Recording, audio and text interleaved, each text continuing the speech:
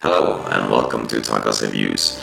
In this episode, we'll try to hunt down a spy. I'm sitting on some classified information, but I'm not sure who I'm going to trust it with. Is it you? Maybe him? Anyway, the game is Spyfall! The Spyfall! Yes, the James Bond theme. Let the sky fall when it crumbles.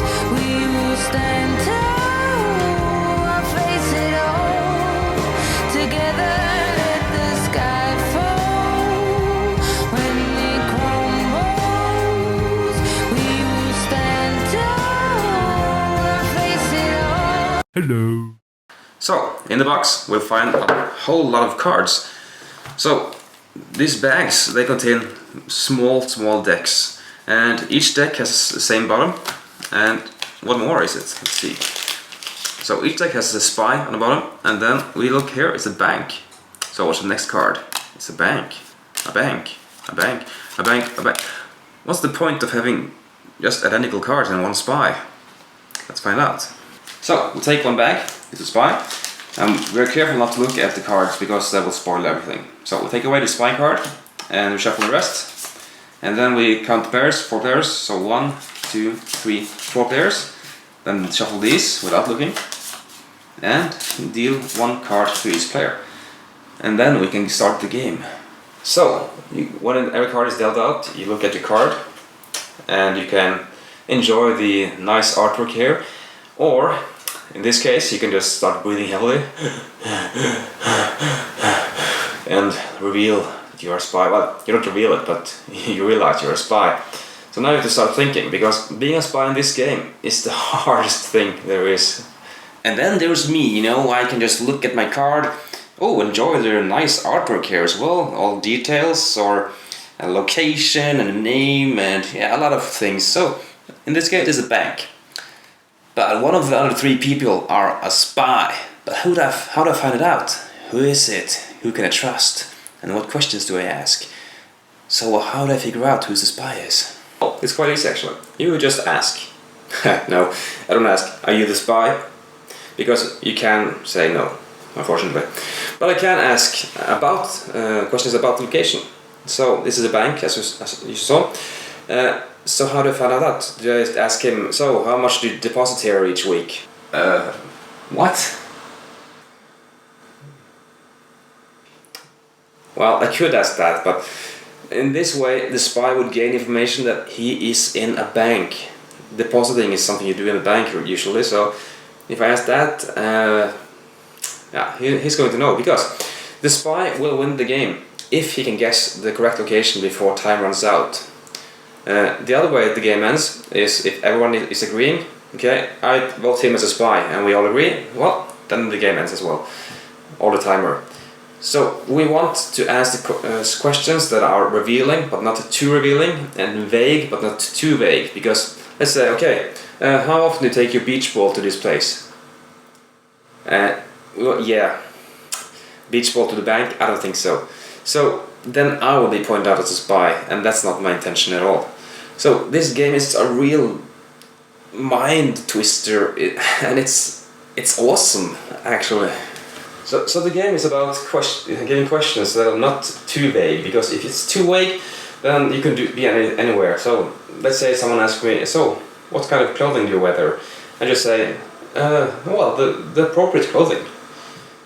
Really? That could be anything. So be careful what you answer and be careful what you ask, because sometimes the question might go wrong and the clues might go upon the other players instead.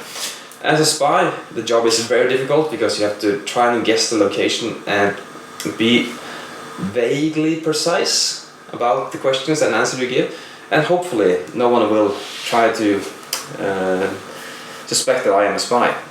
So this game is just awesome in looking at people's reactions and seeing how the questions work out, and just have a laugh actually.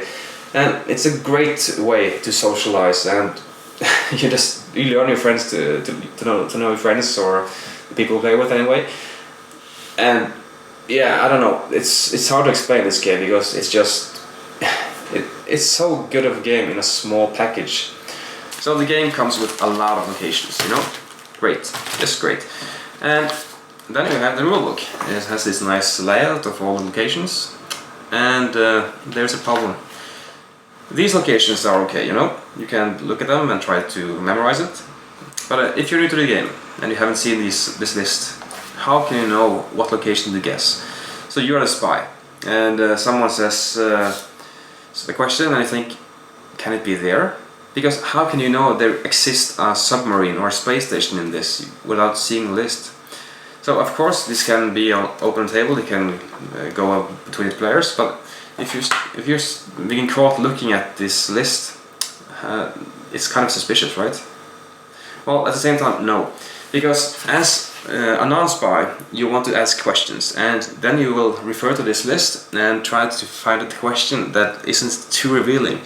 A military base, so what kind of activity do you do there? And they say marching. Wow, okay, you can just take away all the rest. But if you don't know about the military base, how can you know about the military base? Well, so this is the one weakness. So what you need to do is just get a list, a printout, a handout to each player with a list of all locations, and that's all you need. And I think they should have it in the game. I mean, they have hundreds of cards, so why not just add a card with list on? Spyfall is just an amazing game. It's a small box, yeah, and it's a simple game, easy to learn, yeah, but it provides so much entertainment, and it's just a pure joy to play, and it's one of my favorites so this year, no problem at all. So this is a great recommendation for me, and I hope you can play it too and enjoy it. Okay, thanks for watching, and I hope I see you again in the next episode. Thanks so much for watching the Dice Tower videos. Find more great videos and reviews, as well as our top-rated audio podcast at Dicetower.com. You can also find other great shows at DicetowerNetwork.com.